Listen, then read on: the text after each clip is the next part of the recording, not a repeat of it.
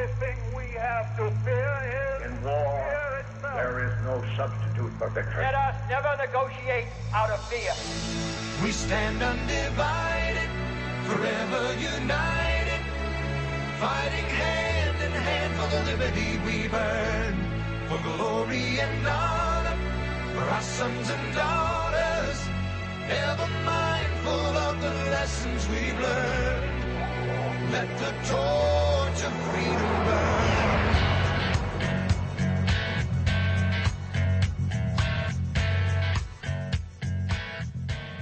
Welcome to the intersection of faith and politics. This is WallBuilders Live with David Barton and Rick Green. We appreciate you joining us today. Be sure and visit online at wallbuilders.com and wallbuilderslive.com. We're looking at things from both a biblical and a historical point of view, all kinds of issues in the culture. This will be one of those programs we are just honored and thrilled to do. With us, World War II veteran, made famous by one of those original Band of Brothers, Jim Pee Wee Martin. Thank you so much, sir, for your service, and thank you, sir, for coming on today. Well, thank you for having me, and let me tell you something. I understand how people feel about people who went to service, whether they were in combat or whether they were support or whatever. I do not consider it in any way an imposition. I consider it an honor and a privilege to have been a part of history. Well, it's our honor, sir, that you would share that history with us, because a lot of listeners, a lot of our folks that listen, a lot of people in America today, don't know the sacrifices that were made for our freedom. So we sometimes take advantage of it and take it for granted. So we love telling your stories so that we can be reminded what it takes to keep a nation free. And you've got quite a story. Would love to start at the beginning and what made you decide that you thought jumping out of a plane with a parachute was a good idea. I grew up listening to the stories of veterans of World War I. And due to the experience that our boys had over there, this country became an isolationist country. We had an ocean on each side. Due to the lack of technology that we have today, we felt very safe. When I was in my sophomore year of high school, I went to work in the defense industry at night, worked 50 hours a week, went to school days for the 2 years. And then when I got out, I worked 13 hours a night, 7 nights a week, Christmas only off. I wasn't going to go. I was an isolationist despite the fact that I was making war material. The country had passed a law that said we would not do any fighting unless it came to us, and we would not supply any material to anybody else that was fighting. France and England together could not overcome what Hitler was doing. He violated the terms of the Versailles Treaty. He had a first-rate army, better than anything in the world, and the other two didn't have much. Then Pearl Harbor happened, and that still didn't change me. But when I saw things going downhill, I heard Hitler and Father Coughlin on the radio every day, ranting and raving, and I knew France and Britain could not do this on their own. And that's when I decided that I had to go. I had a deferment. I didn't have to go. But I had two things in my mind. One, when I was 5 years old, I had seen a parachute jump at a county fair, and I determined that someday I would do that. The other was submarines, and I read everything I could put my hands on, read Jules Verne's 20,000 Leagues Under the Sea. So I went down to the post office in Dayton and signed up for submarines. How old were you? Well, I was a little older than most. I'd been in a tubercular hospital for a year and a half. I'd been out of school for 2 years, so I was 21 at the time. I quit my job. So I asked the guy, how soon am I going? He said, well, we're working on your submarine now. It'll be about 6 months, and we'll call you when we're ready. And I said, well, that isn't what I expected. And I couldn't go back and ask Ed for my job back. That's too embarrassing. So I went across the hall. I'd signed up for the Navy. And I went across the hall, signed up for parachute duty. Sent me to Fort Harrison, Indiana, a couple, 3 weeks. And then they sent me with 5 guys to a place called Toccoa. This place down there had been an Army camp in World War I, and later a 3-sea camp. There was a casket factory across the road from the camp, and the camp was named Camp Toombs after a general. They picked a guy named Colonel Sink, 27 graduate of West Point, to run this thing. The old Army Guard didn't want it. They were happy with the way things were going. They saw this as a threat to their positions. They did everything they could to stop it. Now, I don't know who at the top was responsible for this, but a fellow named Major Lee, later General Lee, went out to Missoula, Montana, and watched the smoke jumpers and talked to them for a month or so. And that's how we got started. And the charge to Colonel Sink was that they wanted a regiment that had never been formed like this one. He could do anything he wanted, get anybody he wanted. He had top priority. All he had to do was ask. Within a week, the casket company was gone. The highway had been renamed. and the camp had been renamed Toccoa.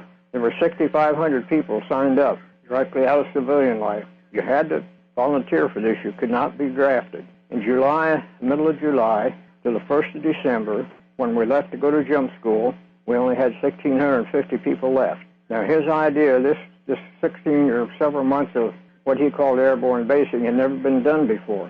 Typically, they put you into jump school 4 weeks, and that was it.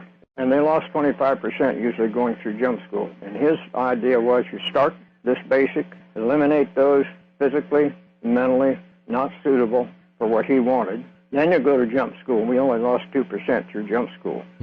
After jump school, we went to Camp McCall for further training, then down to Fort Bragg for some more training. Then we got on a British boat called the Samaria, went over and docked at Liverpool about 4 in the morning. Got on some trucks, trained some of us, got off a little village, and some guy said, "Where is this? There's no light." And the sergeant who had been there making the camp said, "This is Hungerford, and strictly from hunger." That was our first look at Britain. We soon settled in to 3 little villages. My battalion went to a little village called Ramsbury, 1,500 people. Our battalion was 750 people. There was about 2,000 people in the Air Force up on the hill. And there was some rashness at first. Our boys were, you know, how the Americans were, bragging and all that. That didn't go down very well with the British. But we soon got accustomed to each other. Everybody made friends. It was like a big family. We trained there until time to go to Normandy. We didn't know where we're going. All we knew we were going, so they put us in the marshaling area for about a week. And everybody was all hopped up. We're going to kill every German there. And so away we went, dropped over in there, and we're going to be there 3 days. That's what our commander told us. 3 days of hard fighting, and then you come out. Because we were shock troops. We were to do the hardest job, go and do the dirty work, and get killed, and then get out. Well, it was a harder job than they thought. They didn't have any extra troops to send in, so we stayed 33 days. We lost 50% of our people. We came back to England. The people were all out in the streets. It was like a big party. There was hugs and kisses and laughter for those who came back, and tears and sadness for those who had lost friends. We trained some more. 17th of September, we went to Holland. Now, Normandy was a particularly barbaric fight, unlike anything else that we'd ever had or dreamed of. The German paratroopers were told that we were going to kill everybody, all the prisoners. And we'd been told they're going to kill all the prisoners, and we're going to kill all the prisoners. So with that kind of an attitude, you can imagine what happened. And I have become friends with several of the paratroopers, met them, talked to them, and they said it was really hard because they thought we were going to never been in combat. They're professional people. They found out differently. But anyway, we went to Holland.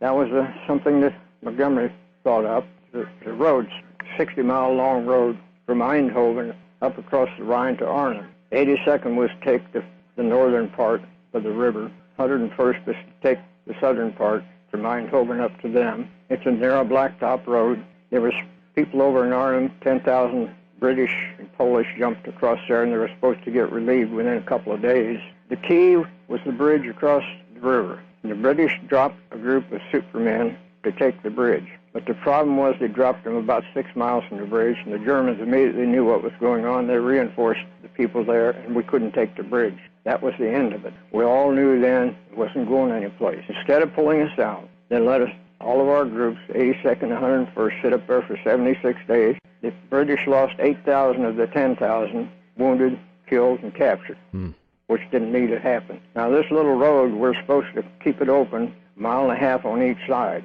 And the Germans, of course, could hit us every place they wanted. And you got convoys of troops going up there, supplies going up there, tanks going up there. You got empty trucks coming back or trucks running back with wounded on them on the same road. Then the Germans hitting us every place they could.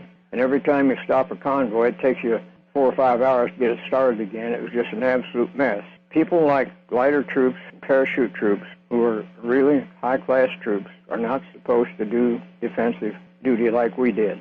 Only in certain places, and Bastogne was one of those where you're trying to prevent the enemy from getting a certain asset. There was nothing up there to protect, nothing we needed or they needed, and we just sat there. So after 76 days, we came back to France. We turned in all of our cruiser weapons and most of our rifles, and all of our clothing, except what we wore. We were going to get ready to go to the States, get a furlough, at least we were told this, and then go to Guam and get ready to jump on Japan. And of course, you know what happened, the breakthrough in the Ardennes. We just come back. We don't have any winter clothing. We don't have any K rations. We have no ammunition. Most of us don't have a rifle. Well, it wasn't long till big semi-trucks came in, 4-foot size and no top. They put us in there standing up so tight you couldn't sit down. Started off in the dark with lights on. When you start off in the dark with lights on, the war area, you know darn well something's happening. We had no maps. Nobody had maps because we weren't expecting this. We drove 100 and some miles, dumped us out in the field. We started walking in. I saw a little sign that said, I thought Bastogne. We didn't even know how to pronounce the word Bastogne. Didn't know what country it was. And I told the guys, take a good look at that sign. We're going to make history here. I don't know why I said that. Wow. But that's what happened. And later, one of the guys said, you know, you were right. And I said, what's that? He said, remember when you said we walked in here to take a sign, look at that sign, we're going to make history? I said, yeah.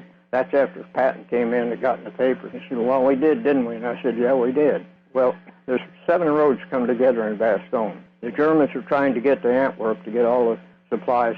That's where the Americans were unloading all the supplies. By denying them that road network, they couldn't run trucks and tanks. So that's why it failed. General Kennard, who at that time was a bird colonel in headquarters there, and there was Colonel Harper, the 327th glider, and a couple other guys, General McAuliffe. McAuliffe went over to Middleton's headquarters, told him how he had dispersed the troops. We were in a roughly 20-mile circumference line around the city of Bastogne. So as General Kennard told me 10 or 15 years ago, as McAuliffe turned to go out the door, Middleton said, by the way, Tony, don't get yourself surrounded. So when McAuliffe came back to the headquarters and told them that, they said, we'd better get the guys ready and put them in a different position. He didn't tell me what, but I knew what it was.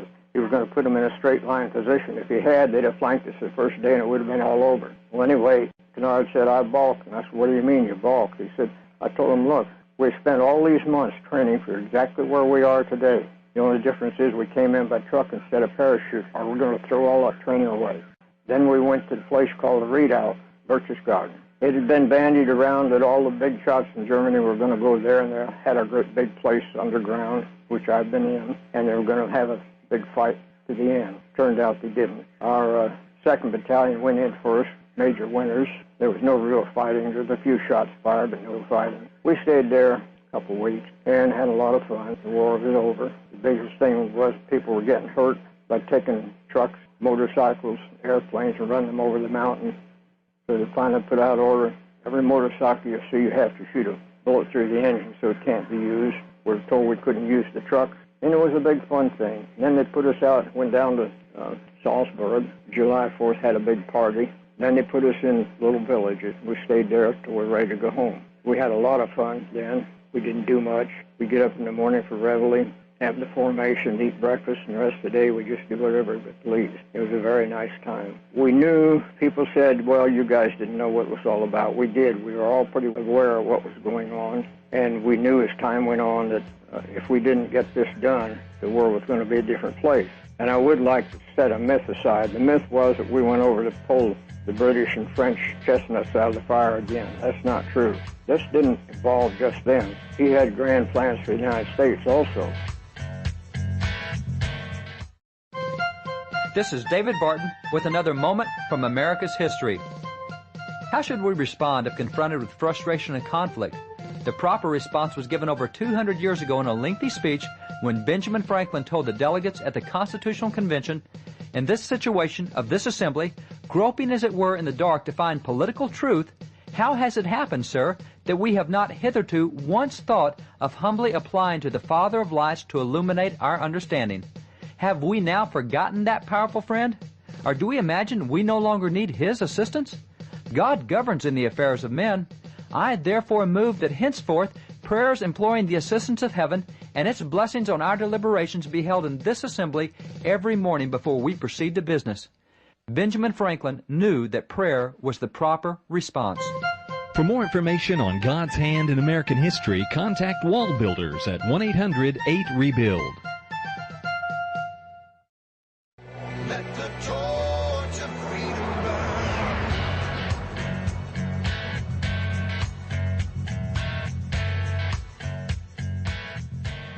This was our fight as well as anybody else's, and I want to make that clear. And people have no idea at all how those people over there suffered night after night by bombings. And I've been in London when bombing was going on. This went on all through the war. The French, too. And the French resistance people suffered terribly. Now, the people in Holland suffered worse. Yeah. The people in France, the Germans had to cooperate somewhat with them. They were farmers. That's an agricultural area, and they're very independent people. And they couldn't be too hard on them because they needed some cooperation. But people in Holland were treated absolutely miserable. You can't imagine how bad it was. But there was plenty in France, too. And when they caught these people, they executed them publicly. And for no reason at all. Anytime they wanted, they shot them. You can't imagine living like that day after day after day for 4 years. And all these young Frenchmen were going to the army, and down along the coast there, as my friend Doug says, biology always wins. Many of the local girls married German soldiers. In one case, there was a German soldier with his wife and 3 kids, and he got in a fracas with one of our guys and started mouthing off, and our guy just up and shot him. That's the way things happen. And you've always heard of the atrocities that the Germans did. Well, history should tell the truth, which it often doesn't. The atrocities happened on our side as well as their side. In one case, some of the guys went in a barn and found 4 American paratroopers stripped naked, hanging by their feet from a beam, their stomachs slit, their intestines lying on the floor, and there wasn't a war wound on them. You can imagine what happened the next several days for any prisoner that got caught. As one of our fellows said several years ago, if we'd had reporters with us like they do now, we'd all be in jail. And that's probably right. I make no excuses for any of that. I have no bad feelings about it. It was done under the times, the way things went. And Eleanor Roosevelt, when it got time to let everybody out, she wanted her husband to put the paratroopers on an island and get them reoriented before they got out. You know, the funny thing is, nothing happened. Our guys became judges, policemen, CEOs of big companies. Even we had several who became ministers. So people don't realize while you throw off all that you were taught growing up, when it's over, you go right back to what you were before. It doesn't change you, not inside. The only thing is, it's kind of funny. You grow up thinking you shoot somebody, you're going to go to jail. You go to the army, you get a medal for shooting people, and you just accept it. If you can't accept it, you don't belong in that kind of a situation. When you came home, how long had you been in once you came home? 39 months and 10 days. I was 2 years, exactly 2 years overseas. And how long after you came back before you got married? I got out of the service on September 25th, and I met my wife the first week and got married in March. You met her the first week you were home? Yep. Wow. She was working. She grew up on a dairy farm in Iowa. She was a teacher. She taught in a one-room school. In one school, she rode a horse to school because she didn't have a car. The kids came on ponies and horses. And she decided after a while that the money she was making wasn't enough for what she was doing. And so she went to an electronics school in Omaha, Nebraska. And when she got out, there was, I think, 7 or 8 girls were sent out to right field. She worked in code and teletype. And, of course, I met her the first week. I went back and dragged her back here and got married. Well, got married out there and then dragged her back here. We bought 51 acres. We built our own house. We dug the footers. We mixed the cement. She was up there 7 months pregnant, cutting shingles. As we got a little money, and we'd buy material, but we had a hard time because everything had to have an allotment. So I'd go to buy some lumber, and they said, well, where's your allotment number? Oh, I don't have one. How do you get it? Well, they gave them out at the beginning of the war. Well, I don't have one. Well, then you can't buy it. And that's all the guys like me. Everybody on our road came out. Most of them bought 5 acres. And that's what we all ran into, and we all built our own homes. We didn't talk about the war. We're too busy trying to build a house, find a job. And that's another thing.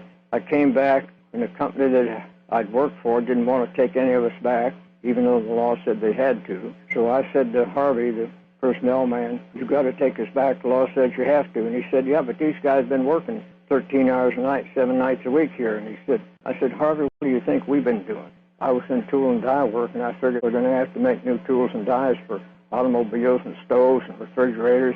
But I was wrong. They mothballed all the old, the 41 stuff. They just pulled it out of storage. So I was out for about 1.5 years. And I was particularly bitter because the guys I worked with, they kept saying, you guys spoiled everything. The war's over, and we had all the women and all the liquor and party and everything, and now you come back and spoil it all. And every place we went was the same story. You think they treated them bad in Vietnam, they didn't get treated near as bad as the guys coming back from this war in World War II. It was terrible. And I wasn't bitter when I came back, but I certainly got bitter. And my wife had an awful time putting up with me for a couple of years. Finally got over it. And of course, we worked until we get out of it. Well, tell me about that, the story about her falling in the concrete when you guys were building. Well, that's right. We had a creek running down there, and we had to make a spillway for it, and we were mixing concrete. We used 75 bags of concrete, so you can imagine how much it was. And anyway, I was mixing and wheeling, and she was puddling and screeding, and she slipped and fell in. And, she's pregnant. So we went up to a barbecue, and when we got through the barbecue, she said, I think we better go to the hospital, and that's what we did. But see, people in that time, they didn't ask for help. They didn't feel they were entitled to anything. We felt if you needed something, you worked for it. And there wasn't any way you could get it but work. We've been brought up that way. It was a depression. Everybody did that. We never thought we were put upon.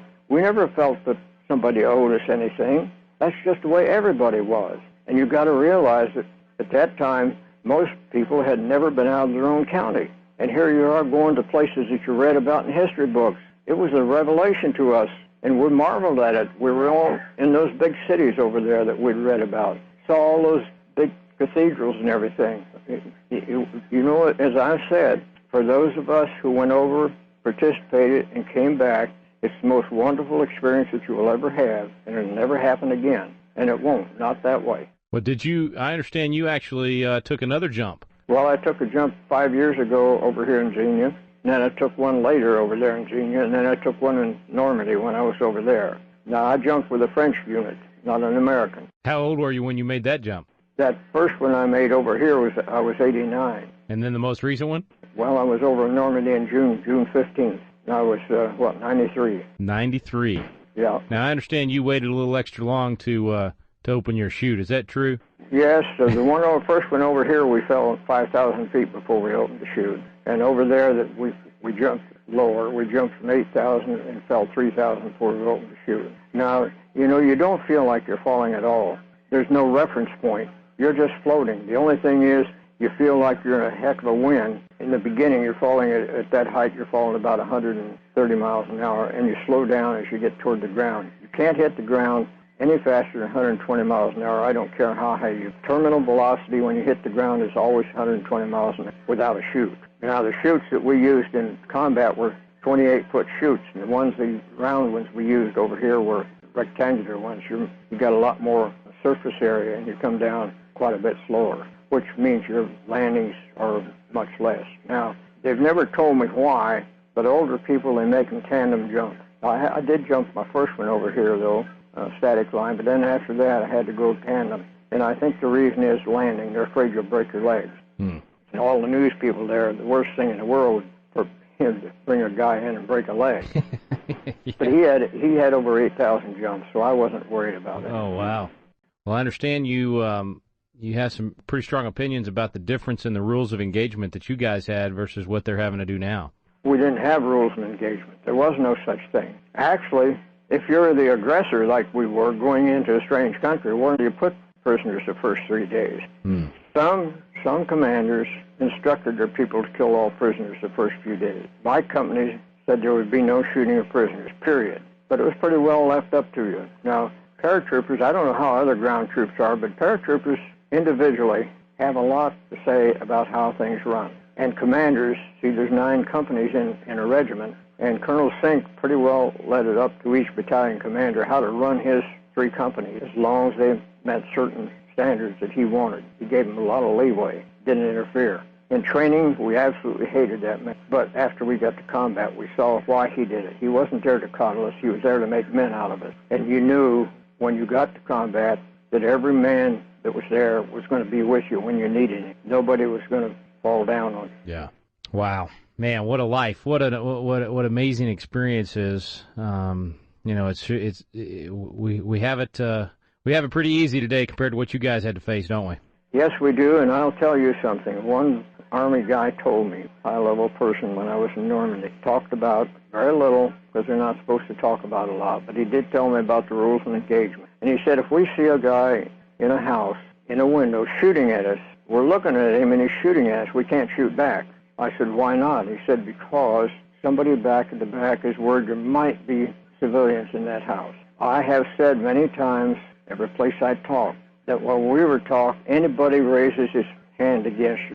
If he's in a church, if he's in a children's home, which happened in Holland, it doesn't matter. We never heard the word collateral damage. We wouldn't have known what it was if they told us. There was no such thing. My feeling is there are no incidents in war, and civilians suffer terribly. We have everybody looking out for us and trying to make it safe for us. They have nobody helping them. Sometimes the guys say, why don't they get out of here while we're doing this? I said, where are they going to go? Nobody else wants them.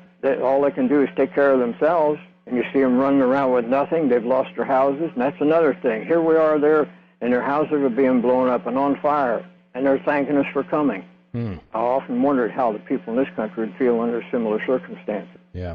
And the people of France, I have no complaints about any of them. They treated us wonderfully. And I've been friends with a lot of them and corresponded with a lot of them for years, and I've been over there now and met all of them. And every time I go over, it's like going back to visit family. Yeah. Well, Mr. Martin, what a privilege to have you on, sir. Thank you for your time. Thanks for sharing your story, and pray you continue to do it, and that people will realize how blessed we are to have guys like you as Americans, and why we're blessed to have the freedom we have. So what a privilege to share your story. Thanks for coming on. Well, it's an honor and privilege to me to have done it, and thank you for having me. Thanks for listening, folks. You've been listening to WallBuilders Live. We stand undivided.